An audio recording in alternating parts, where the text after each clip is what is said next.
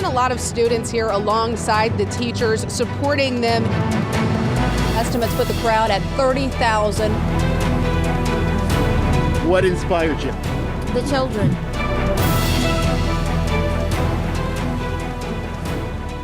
Educate Oklahoma, presented by Volkswagen of Edmond. A historic tax bill passed, teachers finally getting a raise. But is it enough to fix an education system that is in crisis?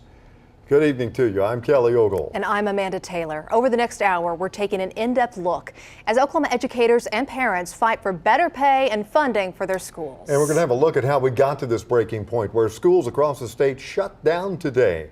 Plus the sacrifices districts are making to stay afloat. News 9 has been covering this walkout from every angle today, and we've got more live team coverage for you right now. As you can see, reporters in the field, and Amanda was at the Capitol all day today. We've seen pictures, huge crowd out there. Give us a feel for the atmosphere. So early estimates were 30,000 people. Now we're hearing from Highway Patrol. They think about 20,000 people were out there today, and they were all out there to be heard. Teachers from all across Oklahoma descended on the state capitol. What district you're from? We're from Putnam City District. Shawnee, Norman Public Schools. And their signs sum up why they're here.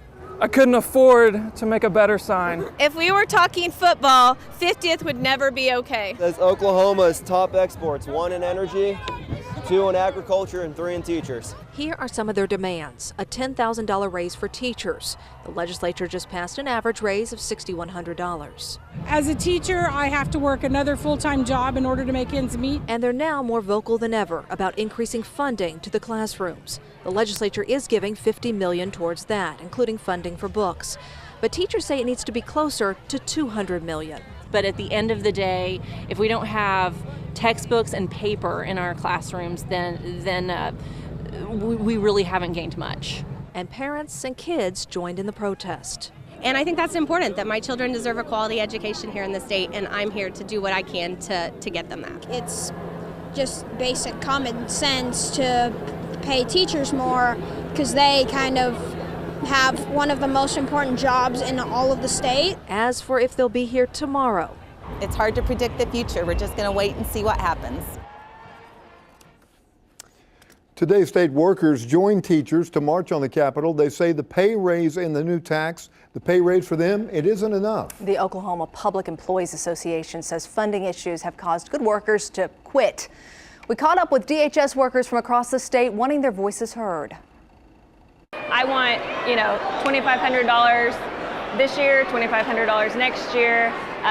Want them to restore the cuts that they've done to our agencies. Our Carl Torp has been following their fight for a funding increase. He has a live report for us coming up.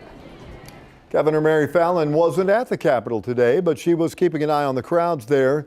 She tells us she welcomes teachers to voice their concerns, but is also proud of the legislation that was just passed. So what about more funding for education like teachers want? I think it's still possible, but I think the reality is that the legislators have pushed the envelope pretty far this year. There still will be next year, and I think we can continue having that discussion. And lawmakers say adding more funding for education is really a balancing act. But for those thousands of teachers out at the Capitol today, that is not a good enough answer. News 9's Aaron Brilbeck is live at the Capitol where teachers headed inside to speak with lawmakers face to face today. Aaron?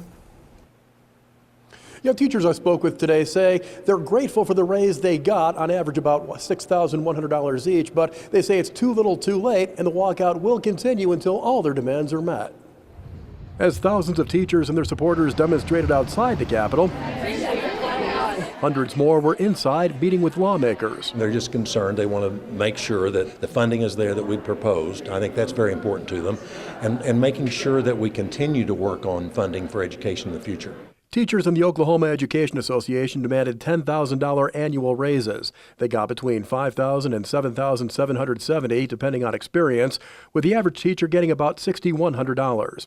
They demanded $5,000 raises for support staff, $1,250 is promised. They demanded $200 million to restore cuts to the classroom. The legislature agreed to give them $50 million, and they demanded a $7,500 raise for state workers. State workers will get $250 to $2,000 under the deal. Teachers say today isn't about raises, it's about properly funding education. And that's really the important piece. Textbooks, broken chairs, broken desks, holding things together with duct tape and a wish. Probably no matter how big we make it, we can never have enough money to meet all the needs. And so it is a balancing game. The budget that they passed for classroom expenses would buy less than one textbook per child. That's not moving education funding forward. Lawmakers say they are working to funnel more money into classrooms, but they say an additional $150 million is very unlikely this year. We're live on the scene on the story at the state capitol. Aaron Brolbeck, News 9. All right, Aaron. Many schools say what has been approved so far just isn't enough. They need more money for their students, books, technology. We followed two teachers to show the impact they're making in the classroom and why they demand change. We're not walking out on them. We're walking out for them. None of us want to be away from our kids for one day. Sheila Thompson tries to make a difference with her students at Lee Elementary School in Oklahoma City. I don't think I could ever be as fulfilled in another profession as I am in teaching. I probably easily hug, over 100 kids a day, every day. It's this relationship that's motivating the 14-year veteran to advocate for change. When you have a relationship with them, they want to try to do their best for you because they know that you care about them. Which is why she's walking out and leading the charge for change. I don't feel like legislators really understand how serious we are. She and her fellow teachers have taken an active role outside the classroom to get that message to lawmakers. We are hurting, our kids are hurting, help us. They rallied over spring break for a pay raise, more funding for students, and a cap on class sizes. What do you know based on this picture? We had 28 last year, I'm at 33 this year. What's the number going to be next year? Jessica Tilley teaches 5th grade, and after only 3 years into her career, she says she's already disillusioned. It's difficult to know that you're undervalued. It's hard to come to work every day when people think you're a babysitter. But like other teachers, her passion for her kids keeps her focused on what's best for them. We need more technology in our schools, which costs more money, which we don't have. So we're losing that side of it. So we're not developing our kids for career readiness. And with their demands falling on deaf ears for so long, educators are now hopeful for the future. I think that if we aren't in the classrooms, they're going to have to take us seriously. Now, the newly passed tax bill puts more money towards education. So what impact will it have on our school districts? I sat down with State Superintendent Joy Hoffmeister today to find out. State Superintendent of Schools Joy Hoffmeister, thanks for joining me here. Now, the legislature passed some things last week. How do you see that affecting our schools?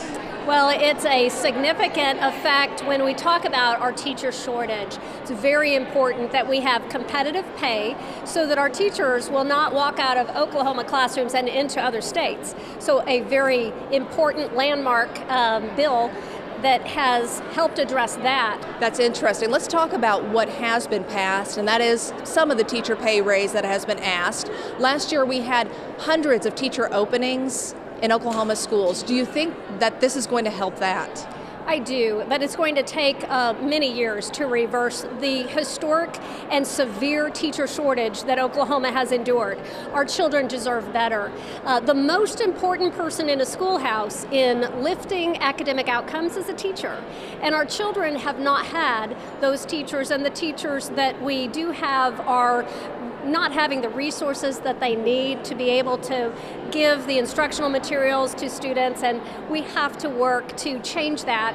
And it's because of what is best for kids that we are here today, and that many are advocating for more of a priority on restoring education funding. Because there are a lot of teachers out here today that's saying there's not enough. They're having to duct tape their classroom books, their textbooks.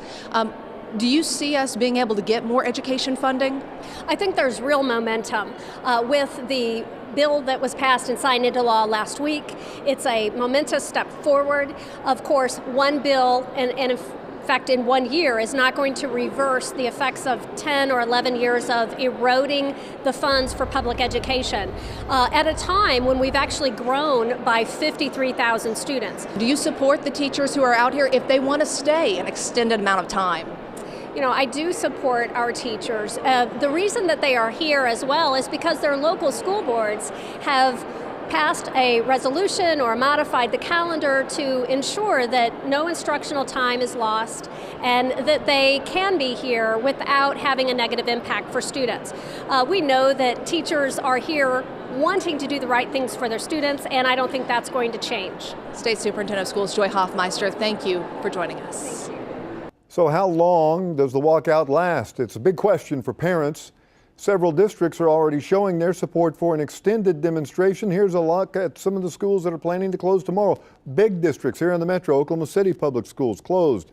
Edmond, Mustang, Putnam City closed at least for Tuesday. Bethany and Yukon will be closed through Wednesday, and Harding Charter Prep closed all week. We've got all the closings scrolling at the bottom of your screen and on news9.com. Teachers are not, though, the only Oklahomans sending a message to state lawmakers. I think state legislators need to know how important state services are in their district, and this is going to be one way to do that. Up next, some state employees stand up for teachers by walking out on work. Plus, for the second time in his career, an Oklahoma teacher walks out of class to fight for better pay. And later, educators and law enforcement sound off on arming teachers in the classroom.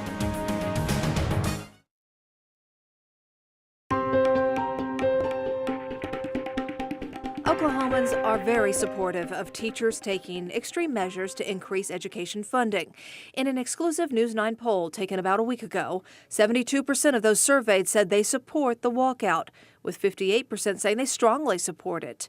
State workers are also walking out for a raise, but as you can see in this poll, Oklahomans are split on their support of state employees leaving work to demand more funding.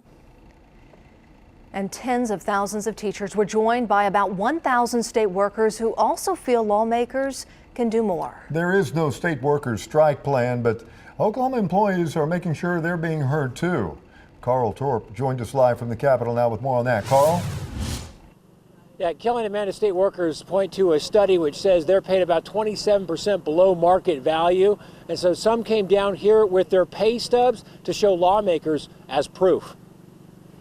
I don't feel like they care. It may not be appropriate to ask what someone makes. $2,100 is what our insurance is for medical alone. But Kim Fissel doesn't mind doing the math. She works with the developmentally disabled in Tulsa, and today she is telling everyone what her take-home pay is each month. After 11 years, I'm bringing home less now than I was 11 years ago. That's due to a rise in health insurance and no real change in pay for 11 years, despite 2 promotions. So that's all I've known is cuts. The same story inside. Courtney Fox investigates cases of abuse for DHS, and in 3 years the workload has gotten bigger and her paycheck smaller. We're losing our workers that go out into the field, so that makes us have to do more investigations ourselves. The roughly 22,000 state workers are asking for a $2,500 raise this year and $2,500 next year. We have a little different environment that we have to work in. Our folks cannot walk off the job. Our correctional officers just can't up and leave and close the prison's doors. Instead, the Oklahoma Public Employees Association will be holding demonstrations throughout the state today and later this week. But they're also thinking long term. And there's going to be elections in November. And state employees and educators are going to remember who supported them and who didn't. Now, the OPEA says it is now urging the governor to officially sign the raise agreed to by legislators. It gives $2,000 to state workers making under 40 grand. There's not going to be a strike, but there will be additional demonstrations throughout the state tomorrow in Norman. On the scene, on the story, Carl Torp, News 9. Carl, thank you. Work stoppages are pretty rare here in Oklahoma. Still, what's happening right now with our teachers is not unprecedented. It was 28 years ago, this same month, in fact. Alex Cameron takes us back. 2, 4, 6, 8, we want you to legislate. News 9 was there as thousands of teachers marched on the Capitol demanding to be heard from April 16th through the 19th. 4 days in April 1990, indeed. OEA Executive Director David Duvall remembers it well. Welcome to day 4. That's Duvall, then a picket captain for OEA. A lot of the conditions which existed then exist again today with respect to our poor funding. The biggest difference, Duvall says, is that in 1990 there was one bill, House Bill 1017, that all parties had a hand in creating. But it needed emergency passage, a 2/3 majority, and it came up short in the Senate. What we will not tolerate as professionals is failure to address the needs of children. Kyle Dahlem, then OEA's president, resolved to ramp up the pressure on lawmakers through a walkout, and her resolve spread. At OEA's urging and with school district support, teachers across the state prepared to picket. We didn't know how many would close. We didn't know how many would show up. I remember that first day. SOS! Save our schools! On that Monday, standing on the steps of the Capitol and seeing vans and cars and buses pull up. About 10,000 came out day one, and the number kept growing. The fourth day, we had 20,000 people, and the legislators at that point said, wait a minute. Here's how Newsline 9's Jennifer Reynolds reported what happened next. Months of debate, it all came down to one last meeting in this room where 33 Senate Democrats hashed out a final compromise. When Democrats finally emerged 5 hours later, they had the votes to pass the bill. 1017 passed with the emergency. I think we can go back to school tomorrow. I was on the steps of the Capitol. There were tears, there were cheers. It was remarkable. As remarkable as that victory was, it's perhaps even more remarkable that a generation later we're back in nearly the exact same position. Much of 1017 has been undone, and the promise it once held has been replaced with disappointment, but also with a new resolve. At the Capitol, Alex Cameron, News 9. More and more Oklahoma teachers are packing up their classrooms and crossing the state line for better pay. Teaching here, there's no way to reserve any money for emergencies. Coming up the new way, other states are coming to Oklahoma to lure our teachers away. Plus, why one district says a short school week actually means teachers spend more one-on-one time with students.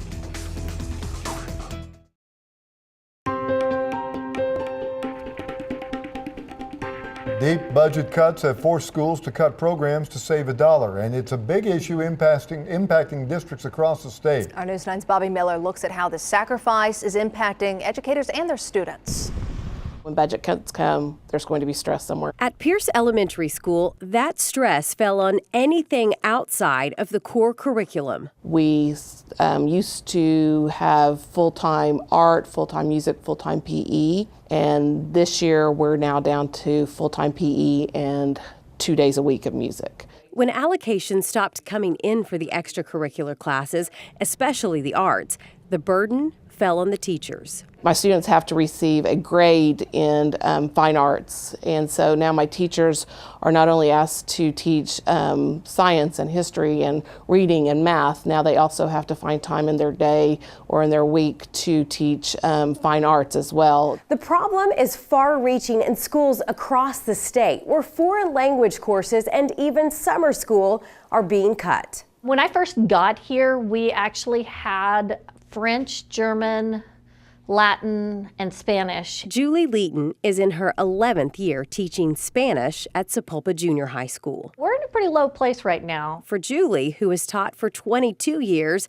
it was a saving grace that Spanish was left standing. I want them to be successful. I want every one of my kids to be the best that they can be, and to know that I can't give them the best that I know that they can deserve. It's very disheartening. Things are continuing to get worse for Jenks Public Schools, too. We had to cut our summer school program that we used to have at this site, which was nice because it was a way for a lot of teachers to earn some additional income over the summer. 1, 2, 3, 4. Schools are now forced to rely on outside resources to fill the gap. HP, out. Students at Pierce will receive ballet classes once a week through an arts partnership for OKC Public Schools. But some say more needs to be done at the state level. Bottom line is that, you know, our kids deserve it, our teachers deserve it, and something does have to be done. Reach, please. Bobby Miller. Good job, guys. News 9. You know, several school districts across the state have actually turned to 4-day school weeks to save money. But our Lacey Lowry found these districts are finding other benefits to the shorter week. What is our answer? 23. Alyssa Cox has been a first grade teacher for 10 years, but she says the last 3 have been the most rewarding of her career, not because of money, but because of time. And we're able to read more, we're able to do the math more. Students in Locust Grove go to school 4 days a week and are off on Mondays. What does EA say? The longer days allow kids to be pulled out for small group instruction, polishing their skills in math and reading. They're moving forward wherever they're at. You know, if we need more skills, we're working on that. If they're ready for 2nd grade, we're moving forward. Just in one school year, we saw a 10-point percentage growth in one grade in math, just in one school year. Superintendent Lori Helton says the school is also saving money, especially on transportation costs. Money that's now being used for things like computers, new curriculum, even teacher bonuses. The approach has become so popular that this year, 1 in 5 Oklahoma kids is in a district operating on a 4-day school week. That's extremely troubling to me. State School Superintendent Joy Hoffmeister says Oklahoma already has one of the shortest school years in the country, and she worries about the long-term impact of 4-day school weeks. We are very concerned that there will be a setback, that when it is realized it's too late for that child or that grade for them. But in Locust Grove, administrators were also fighting another trend: lack of teachers. The 4-day school weeks help recruit new teachers, including one from Arkansas who was earning $7,000 more per year. Came back for the 4-day week. Still, Hoffmeister is unconvinced. She points out that even if districts see an increase in scores, most still lag far behind the national average. That's the bar that we are going to need to achieve. And I believe that takes all hands on deck all week long. Lacey Lowry, News 9. I'm here to teach the kids, and I'm here to protect them. Still to come, the debate on how best to keep kids safe at school. Plus, find out which metro district needs 300 new teachers next school year. Educate Oklahoma, presented by Volkswagen of Edmond. Lawmakers have passed the largest tax increase in the state's history, giving Oklahoma teachers a pay raise. This comes as districts across the state started the school year with hundreds of teaching vacancies. News 9's Robin Marsh breaks down our state's teacher shortage problem. We have more than 24 middle and high school positions posted right now. Positions Edmond Public Schools is struggling to fill. We don't have the pool of candidates waiting in the wings to become that next great teacher. District leaders say in years past they would see 400 teaching candidates attend the annual job fair. This year, not even half showed up. Our principals would tell you that there were times when they would have 50 to 75 applicants for a job. Now, when I get their recommendations, sometimes it's 5 to 7 at best. Like many districts across the state, Edmond was forced to use emergency certified teachers in the classroom just to fill the gap. 5 or 6 years ago, we had 25 to 30 emergency certificates a year.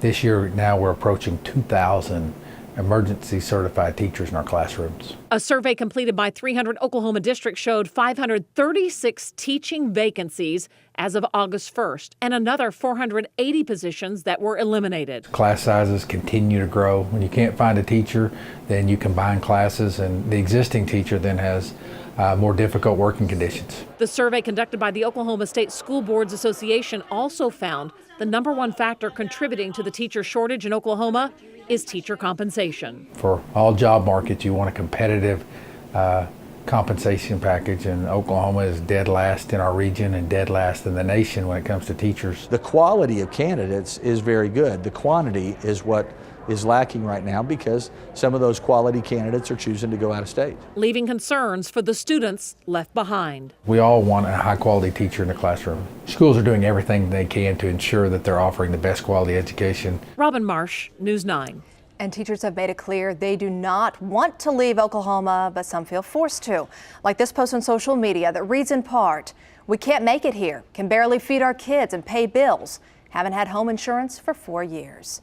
That teacher says she is preparing to move to Texas. We take a look at why teachers are leaving and how a pay raise may change that. Honestly, money plays a huge factor. Right now, I have to have 2 part-time jobs just to get enough to do my daily life. Amanda Satlow is in her 3rd year of teaching in Oklahoma City.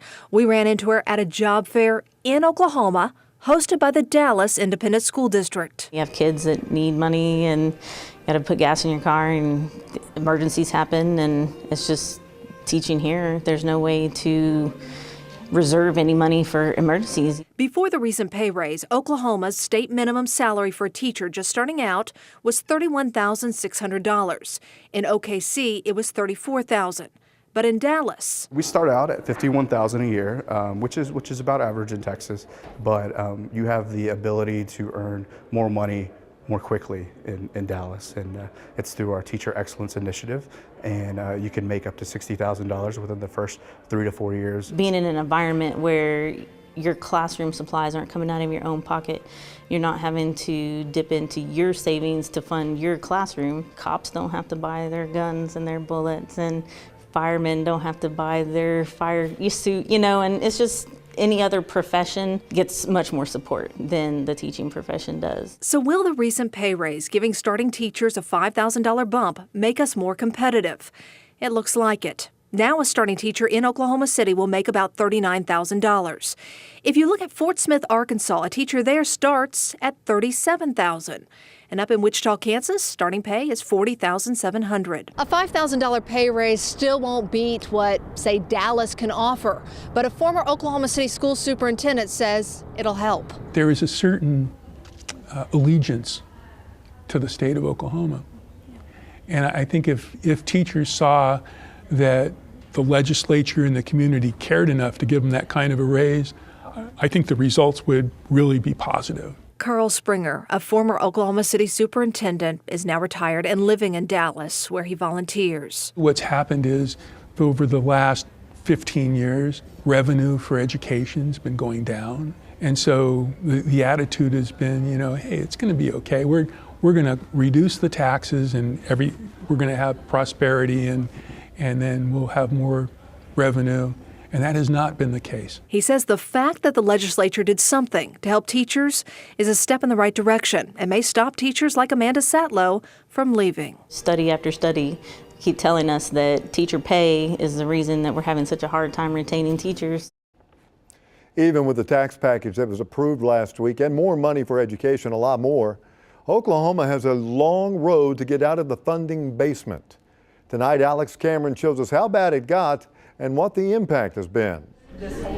What can we measure on this one? We have some classes with 34 and 35 kids in them, and that's too many kids to teach at any given point. Moore Superintendent Robert Romine says the biggest impact of reduced funding has been increased class sizes because they haven't been able to keep up with the district's growth. Last year we grew by about 450 students, and we got absolutely no money at midterm. We are not adequately funding education. State Superintendent Joy Hoffmeister says Moore is a microcosm of the state. We are operating on relatively the same dollars as 2008, but with 50,000 more students. Take a look. Student enrollment in 2007-2008 was 641,000.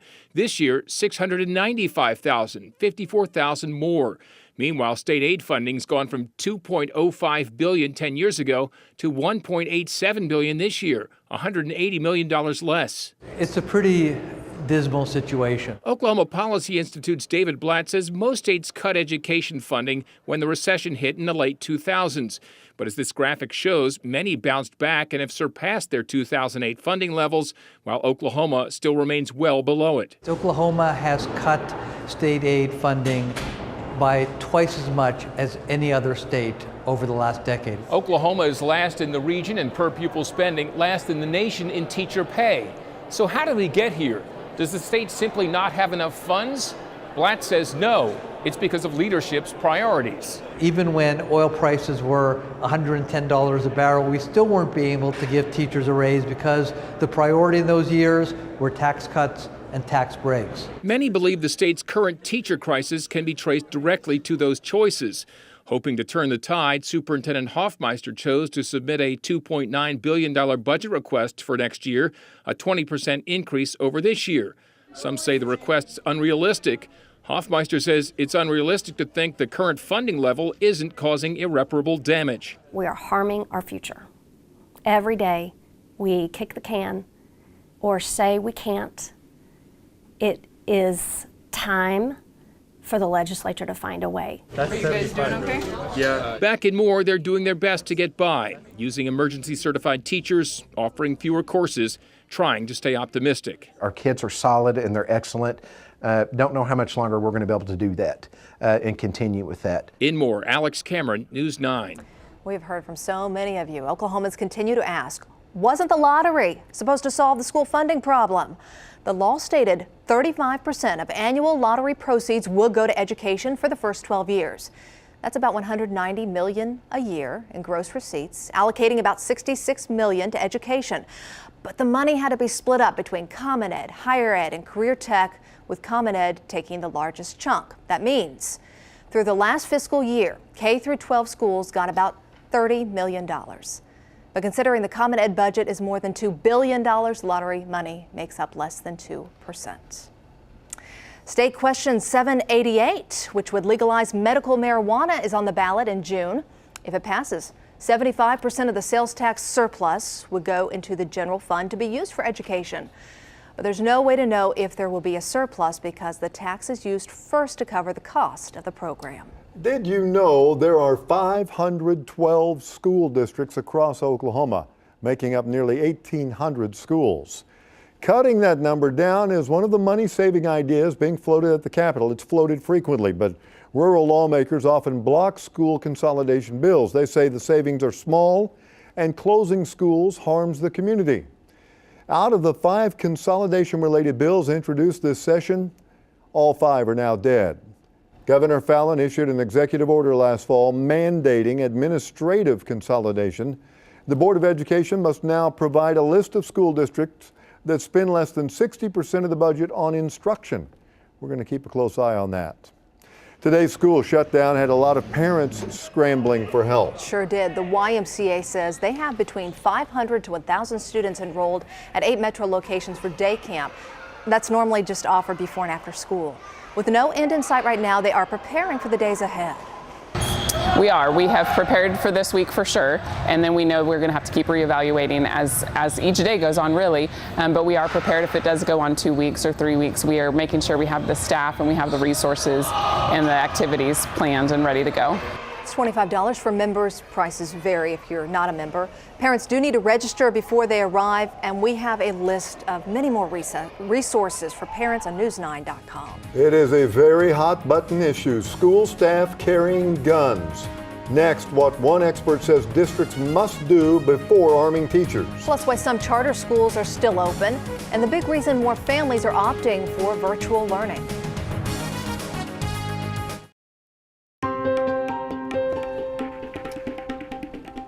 Schools aren't only teaching kids, they're looking for ways to keep them safe. Some wonder if arming school employees is a good option. In an exclusive News 9 poll, 63% say students are safer when school staff is armed.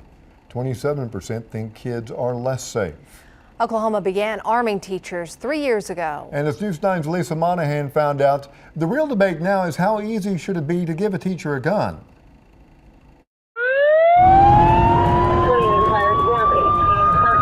No one can come or go as the school remains on lockdown. Out of the blue on the intercom, they just say lockdown procedures. I have this thing I do where I go, let's go.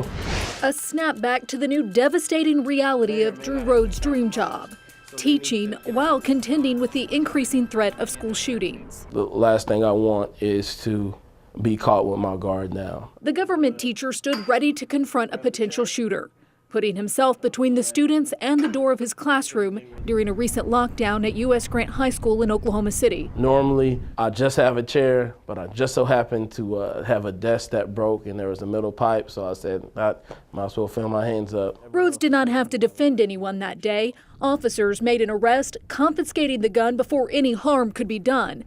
But it's incidents like this that are putting the focus on arming teachers. Schools in Oklahoma have allowed teachers to carry guns since 2015. The State Department of Education doesn't track those schools. We surveyed the districts and found 21 have adopted gun policies. Honestly, I didn't know whether it would fly or not. I mean, I really figured that there would be mixed emotions. Todd Hallman was among the first in the state to get trained and certified to carry at school. I'm here to teach the kids, and I'm here to protect them. The concept is not so clear-cut for everyone. We don't try to encourage the schools one way or the other. Homeland Security Director Kim Carter says some districts have admittedly overlooked policy and procedure for how to handle guns in the classroom. What type of equipment would you allow them to carry? Are you going to require them to carry the gun on their body? You're going to let them lock it in their desk drawers? The director also says training is of highest importance. Representative Jeff Cootie, though, recently proposed legislation to reduce the state's training requirements. I think in a worst-case scenario, protection on the side of the good guys is much preferable to nothing. He says the proposal is aimed at giving districts more control, but the bill didn't make it, to the relief of some teachers like Drew Rhodes. If you want to arm teachers, arm us with the funding we need to help these kids, because at the end of the day, the most powerful weapon ever known is education. Lisa Monahan, News 9. Now, that incident at U.S. Grant is isolated, but certainly not unheard of. The State Department of Education says there have been 95 firearm incidents at Oklahoma schools in the last 3 years. 2 of those resulted in some sort of injury. 6 involved an elementary school student, while 15 involved kids in middle school. In more than 2/3 of them, the student was suspended for the remainder of the school year. Teachers make a huge impact on our children's lives. After the break, we'll show you how a local business is giving back to teachers. And charter schools say they don't have a problem recruiting talented staff. Their reason coming up in 4 minutes.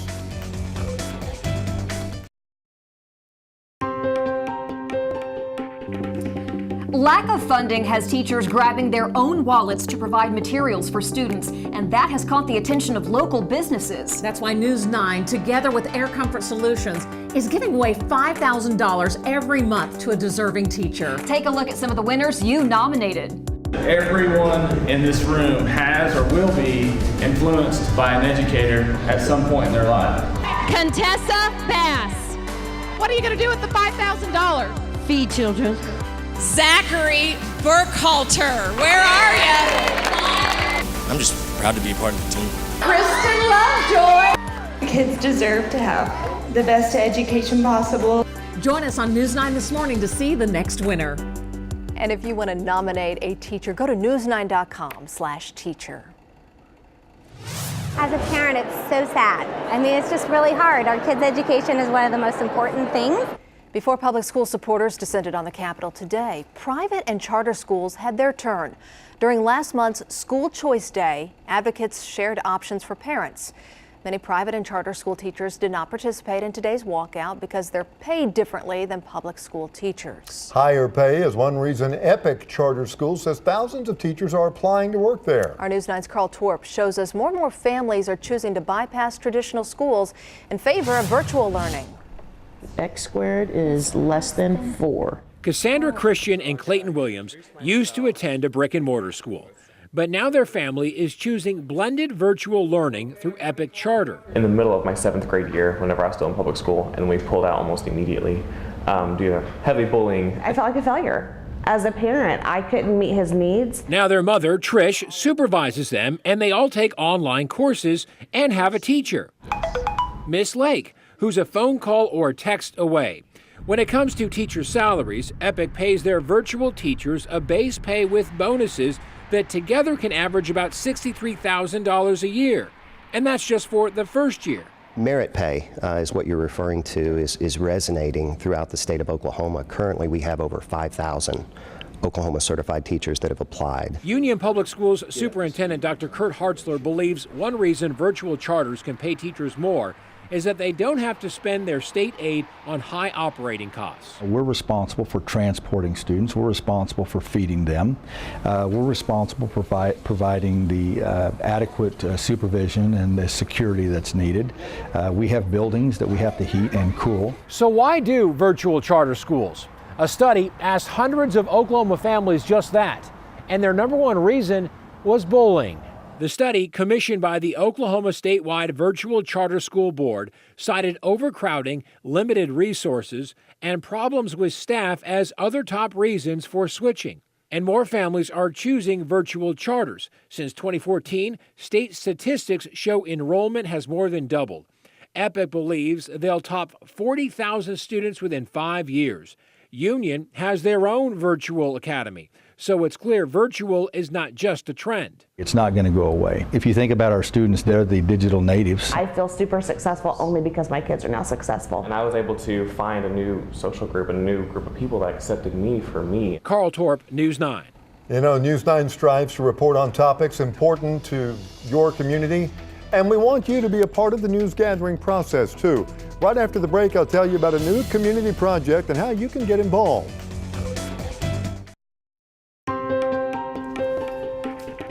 News 9 viewers saw unprecedented coverage of today's teacher walkout. We can tell more stories through a new community journalism project, Unfiltered.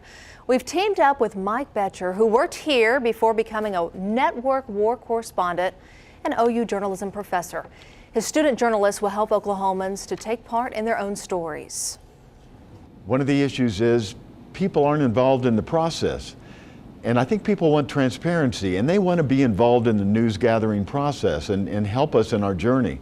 The behind the scenes stuff won't seem like as much of an agenda. Hopefully they'll be able to really identify with how we take them along the journey, and we want their input and we want their trust in helping us to complete that journey to finding that story and telling that story. We're glad we can be a part of that. You can see our unfiltered content on our News 9 Facebook page and also our News 9 app. Mike Betcher, who is working with those students, is one of the best journalists Oklahoma's ever produced, doing a great job and really doing a great job training up the next generation. So it'll be interesting to see their stories. It'll also be interesting to see how many teachers go back to the Capitol. We were thinking it might be just a one and done. One and done event. Last week we were talking about with the bill passed and one and done, but it sounds like, you know, some of the big districts are already shutting down. I talked late tonight with Broken Arrow School District, and some of them were getting a hotel room so that they could return tomorrow morning. Well, we're glad that you're with us tonight. Thanks for being along. For more Educate Oklahoma coverage, be sure to check out our website and follow us on Facebook. We'll see you back here at 10 o'clock. Educate Oklahoma has been presented by Volkswagen of Edmond.